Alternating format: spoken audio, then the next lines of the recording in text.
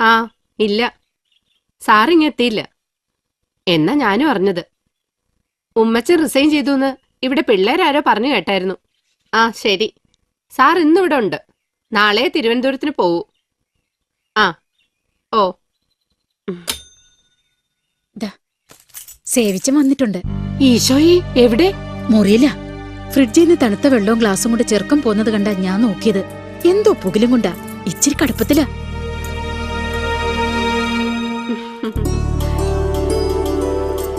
ഇന്നായാലമ്മേ ഇത് വെച്ചോ.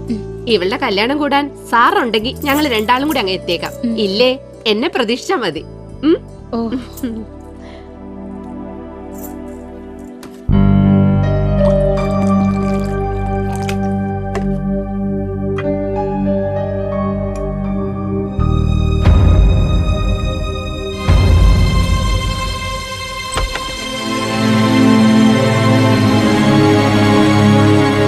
ഇതിനിപ്പോ രാത്രിയെന്നോ പകലെന്നോ കണക്കൊന്നും ഇല്ലാതായോ സേവിച്ച? ഓ, ഇനി എന്തോന്നിന് അമ്മച്ചി കണക്ക്? എനിക്കിപ്പോ എല്ലാവരും കണക്കാ. സേവിച്ചിനെങ്ങനെ കുടിച്ചു കുടിച്ച് അങ്ങനെ തീരും. അപ്പന്റെ അമ്മച്ചിയുടെയും കണക്ക് പുസ്തകത്തിൽ നിന്ന് എന്നോ വിട്ടുപോയ പേരല്ലേ എന്റേത്. ഓ, എന്നതാന്നാവോ ഇത്ര പെരുത്ത ദണ്ണം? പെരുത്ത് സന്തോഷിക്ക് എന്നതാ എനിക്കുള്ളേ. MC പോളിന്റെ മൂത്ത ഒന്നൊരു പേര്, അത് വെറും ഒരു പേരാന്നേ. മകൻ ശരിക്കും അവനല്ലേ, ബെന്നിച്ചൻ. പാർട്ടിയിൽ ഇപ്പൊ പോൾ സാറിന്റെ വലതുഭാഗത്ത സ്ഥാനം. നാളെ MLA, മന്ത്രി. ഞാൻ എന്തോ ആയി. കിഴക്കമലയിലെ തോട്ടത്തിൽ അട്ടയുടെ കടിയും കൊണ്ട് കണ്ണിന് നേരെ കണ്ട അപ്പച്ചന് കലിയ. ഉള്ളത് പറയണ്ട അമ്മച്ചി, എന്നെ എവിടെന്തെങ്കിലും ദത്തെടുത്താന്നോ? ഇങ്ങനെ പക്ഷഭേദം കാണിക്കുന്നോണ്ട് ചോദിക്കുക. സത്യം പറ, ഞാൻ നിങ്ങളുടെ മോൻ തന്നെ അല്ലേ? കർത്താവിന് നിരക്കാത്ത വർത്താനം കള്ളും വലിച്ചേച്ച് വിളിച്ച് കൂവിയല്ലണ്ടല്ലോ സേവിച്ച നീ. പക്ഷാഭേദം കാണിച്ചെന്ന്. നിന്റെ കൊണവധികാരം കൊണ്ട് ഞാനും സാറും കൂടെ കുടിച്ച കണ്ണീരിന് കഴിഞ്ഞു കണക്കുണ്ടോടാ. 10 സ്കൂളിൽ കയറിയിട്ടാ നീ 10ാം തരം പാസ്സായത്. അവസാനം കോളേജിൽ ചെന്നതിന്റെ കൊല്ലം തന്നെ കുത്തുകേസ്. തല്ലും വഴക്കും അടിയും കുത്തുമായി നടന്ന് നിന്നെ എസ്റ്റേറ്റിൽ കൊണ്ടാക്കി. അവിടെ നീ എന്നെ പറപ്പാ കാണിച്ചേ? തമ്പുരാന്റെ കൃപ കൊണ്ടാ അന്ന് റവന്യൂ മന്ത്രി MC പോൾ രാജിവെക്കാണ്ട് രക്ഷപ്പെട്ടത്. എടാ, കയ്യിലിരിപ്പ് നന്നാവണം. അതിനെ കർത്താവ് പാതിയെ കൂടത്തുള്ളൂ. ബാക്കി പാതി അവനവൻ തന്നെ ഉണ്ടാക്കണം. കൊച്ചമ്മേ, സാറ് വന്നു. ഒരു പറ്റിയല്ലോ. എന്നാ? ഞാൻ ഇയാളോട് പറയാനുള്ളതല്ലേ, വീട്ടിൽ നിന്ന് ഇറങ്ങുമ്പോ ഒരു റീത്ത് ഇടുക്കിക്കകത്ത് വെച്ചേക്കണമെന്ന്. ഒരു റീത്ത് ഉണ്ടായിരുന്നെങ്കിൽ ആ പിള്ളേരുടെ വീട്ടിൽ വെറും കൈയോടെ കയറി ചെല്ലണ്ടായിരുന്നു. റീത്തുമായി ചെല്ലുമ്പോ അറിഞ്ഞുകൊണ്ട് ചെന്നതാണെന്ന് വ്യക്തമായില്ലേ? അത് ശരിയായിരുന്നു. ഒരു മരണ വീട്ടിൽ പെട്ടെന്ന് കയറി ചെല്ലുമ്പോ അത് റീത്തുമായിട്ടാകുമ്പോ ഇമ്പാക്ട് ഡബിളാ. ഓ, ഇത് ഞാനെപ്പോ വന്നു?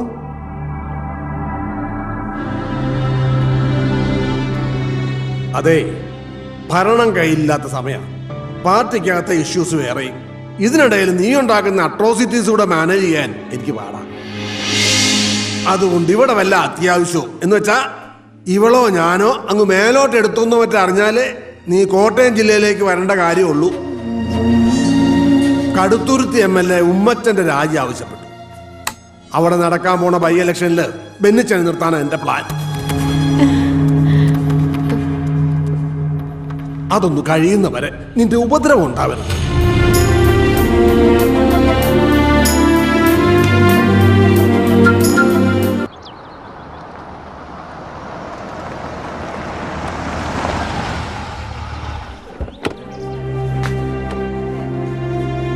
ഇതിപ്പം ഏതാണ്ട് 10 ദിവസമായി റൂമിൽ നിന്നും പുറത്തോട്ട് ഇറങ്ങിയിട്ട്. കഴിക്കാൻ നേരം പിള്ളേര് പിടിച്ചു വലിച്ചോണ്ട് വന്നാ എന്തേലും ഒന്ന് തൊട്ട് വെച്ച് എഴുന്നേറ്റ് പോകും. ഇങ്ങനെയായാൽ ശരിയാകുകയല്ലോ. അതുകൊണ്ടാ ഞാൻ സാറിയോടൊന്ന് വരാൻ പറഞ്ഞത്. ഈ സൂയിസൈഡ് ചെയ്ത കുട്ടി അവളുടെ റൂംമേറ്റ് ആയിരുന്നല്ലോ? ആ, അത് തന്നെ ഈ ഡിപ്രഷന്റെ റീസൺ. വലിയ കൂട്ടായിരുന്നു രണ്ടും. രണ്ടിനും കൂടെ ഒരുമിച്ചല്ലാതെ കാണാൻ ഒക്കുകയല്ലായിരുന്നു. ആ ഷോക്കിന്ന് ഇനിയും മാറിയിട്ടില്ല ആനി. ആനി അത് ആ റൂമിലുണ്ട്. നിങ്ങൾ രണ്ടും കൂടെ ഒന്ന് കണ്ടേച്ചുവാ. ചുമ്മാ ഒരു കാഷ്വൽ വിസിറ്റിംഗ് അങ്ങനെ തോന്നിച്ചാ മതി. ഓക്കെ.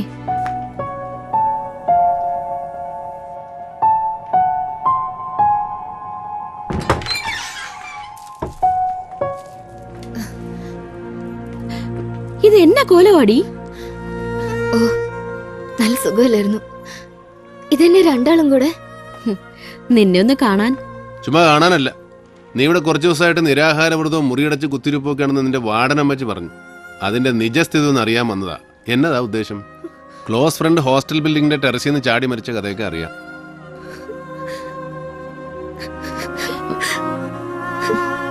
ദാ അവളെ കരയിപ്പിച്ചു. അങ്ങനെ കരഞ്ഞാലെങ്ങനാ? നീ ആ മൂടിന്ന് പുറത്തു വരണം, എന്നിട്ട് ക്ലാസ്സിൽ പോയി തുടങ്ങണം. ഞങ്ങളുടെയൊക്കെ പഴയ ആനിയായിട്ട് മാറണം. എന്നാ? ഞാൻ ശ്രമിക്കുന്നുണ്ട്. ഓർഫനേജിൽ വെച്ചിട്ടുള്ള പരിചയമായിരുന്നു അർച്ചനയായിട്ട്. എന്നെ പോലെയല്ല, പാരന്റ്സിനെ ഓർമ്മ വെക്കും മുമ്പേ നഷ്ടപ്പെട്ടതായിരുന്നു അവൾക്ക്. അവൾക്ക് ഞാനും എനിക്ക് അവളൊന്ന് കരുതി പഠിത്തത്തിൽ മാത്രം ശ്രദ്ധിച്ച് ജീവിക്കുകയായിരുന്നു ഞങ്ങള്. അങ്ങനെ എളുപ്പമൊന്നും എനിക്കങ്ങ് മറക്കാനൊക്കെയല്ല. വലിയ ട്രാജഡിക്ക് ചെറുപ്പത്തിലെ സാക്ഷിയാകേണ്ടി വന്നവളാണ് നീ. ഇങ്ങനെ തളർന്നാലേ അതിൽ വിഷമിക്കുന്ന ഞങ്ങൾ ചിലരുണ്ട്. അറിയാം. അവൾ ഓക്കെ ആവും. ഡേവിഡ് ചെന്നാട്ടെ, ഞാൻ കുറച്ചു നേരം ഇവിടെ ഇരിക്കാം. ഇരിക്കുന്നത് കൊള്ളാം, അതവളെ ചുമ്മാ പാമ്പർ ചെയ്ത് വഷളാക്കാനാവരുത്. പോട്ടെ മോളെ. ആ അതെ, ഇനി ക്ലബ്ബിൽ ചെന്നിരുന്ന് ഇതിന്റെ പേരും പറഞ്ഞ് കള്ളു കുടിച്ച് നേരം വെളുപ്പിക്കണ്ട. നേരത്തെ കാലത്തെ വീട് പിടിച്ചോണം. ഞാൻ വിളിക്കും.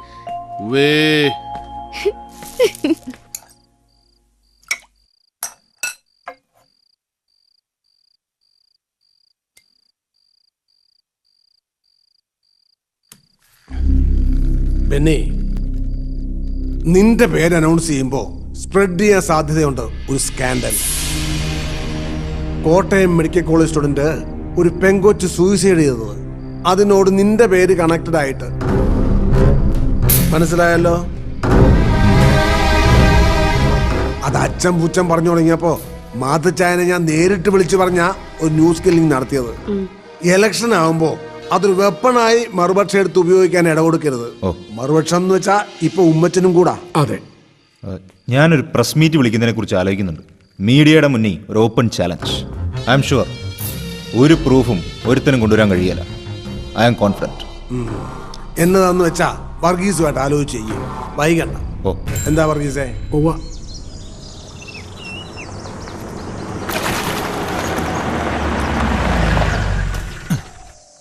എന്നാടാ? ഇരി, ഞാനിപ്പോ വരാം. എനിക്ക് ക്ലബ്ബിൽ ചെന്നിട്ട് അർജന്റ് കാര്യമുള്ളത്. പോവാന്നേ.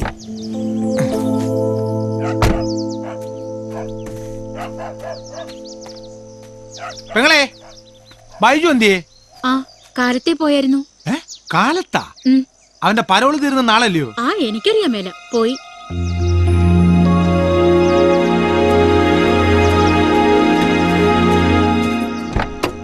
എവിടെ പോയടാ? നമ്മുടെ ചുണ്ടൻ ബൈജുല്ലേ, മണിപ്പുഴ തങ്കച്ചനെ കൊന്നേ. അവൻ പരോള് തീർന്ന് നാളെ ജയിലിലേക്ക് പോകുന്ന കേട്ടെ. എനിക്കൊരു മരുന്ന് അച്ചായന്റെ അപ്പച്ചന് കൊടുത്തേക്കണ്ടായിരുന്നു. നാളെ പരോള് തീരുന്നവൻ ഇന്നേ മുങ്ങിയത് എന്തിന്? അവന് ജയിലിലെ മീൽസ് അത്രയ്ക്ക് പിടിച്ചു കാണും. നീ വണ്ടി എടുക്കടാ പോപ്പ.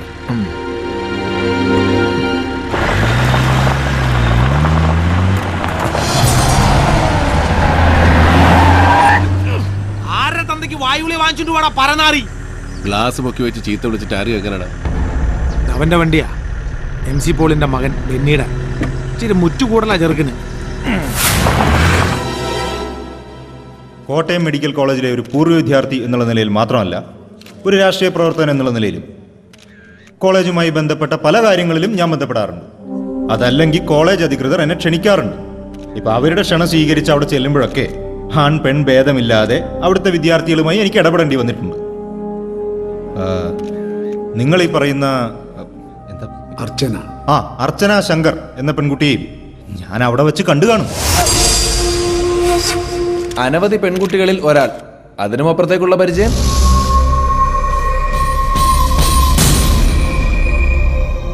സുഹൃത്തെ, ഈ ചോദ്യവും ഒരു മാധ്യമ പ്രവർത്തകന്റെ ജിജ്ഞാസയും, കേൾക്കാൻ ആഗ്രഹിക്കുന്ന ഒരു ഉത്തരം, അതല്ലെങ്കിൽ പറയുന്ന മറുപടിയിൽ നിന്ന് വേണ്ട മറുപടി ഉണ്ടാക്കിയെടുക്കാനുള്ള നിങ്ങളുടെ ഈ സ്കിൽ, ഒരു പൊതുപ്രവർത്തകന്റെ ജീവിതം ഇത്തരത്തിലുള്ള ചെളിവാരിയറിയലുകളൊക്കെ സഹിക്കാൻ ബാധ്യസ്ഥമാണ്.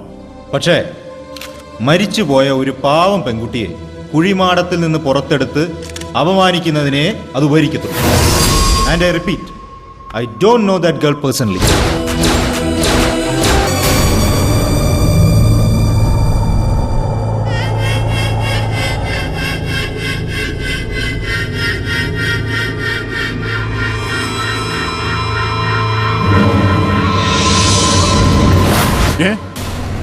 എപ്പോ? ഞാൻ ദേ വരുന്നു.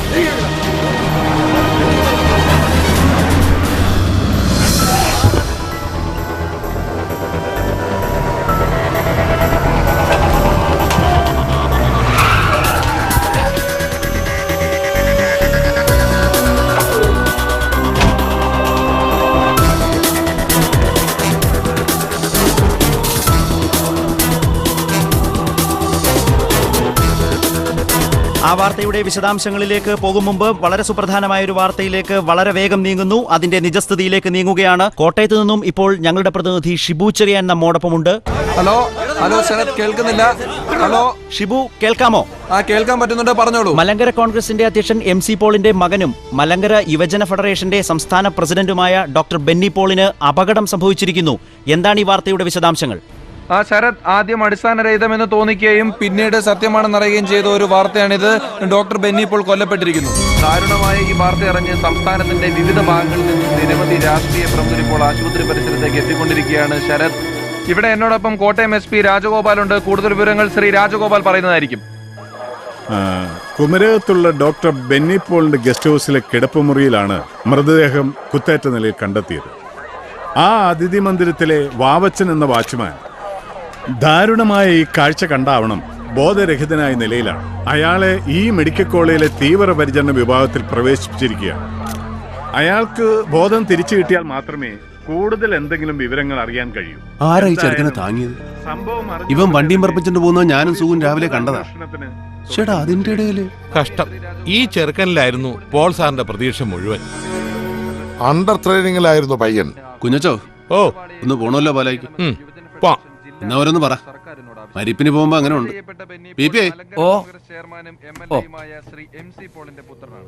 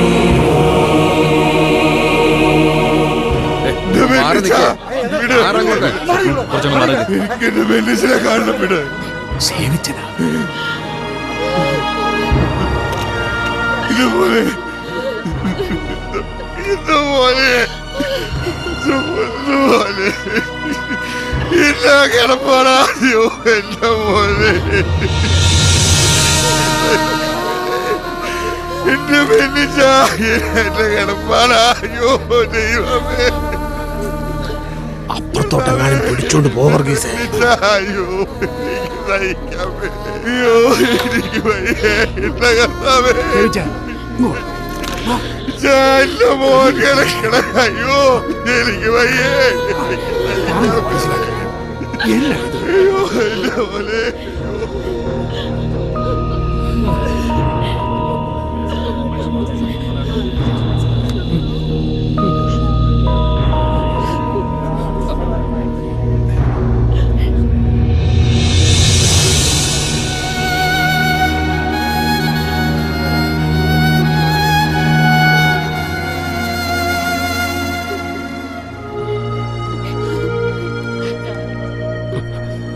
തൃശ്ശൂരായിരുന്നു സാറേ, അതാ ലേറ്റായിരുന്നു.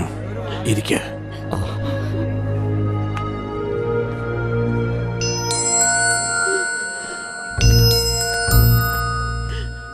പാടോ.